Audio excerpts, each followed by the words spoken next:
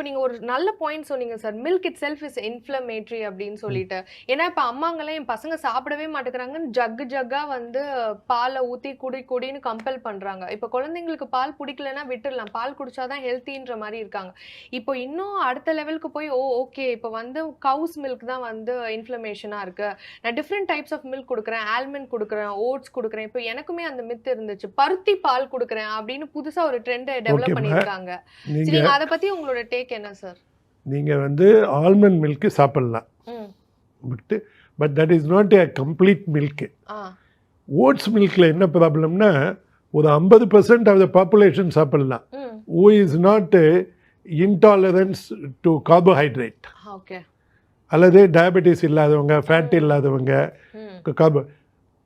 Oats மில்கில் இது it will rise your insulin, it will rise your sugar, அதில் ஜாக்கிரதையாங்க.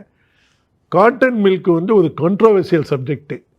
நான் அதில் இறங்குறதுக்கு விரும்பலை, பட் இருந்தாலும் நீங்கள் கேட்டுட்டீங்க. இப்படி சொல்கிறேன், நான் வந்து பருத்திப்பால் குடிக்க மாட்டேன்.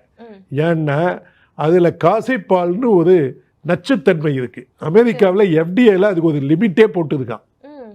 பழைய காலத்தில் ஸ்லேவ்ஸுக்கு அதை கொடுத்து ப்ராப்ளம் ஆகிருக்கு. அதையெல்லாம் பேச ஆரம்பிச்சோன்னா அது மன கஷ்டத்தை உண்டு பண்ணும். அதனால் அது வேணாம்.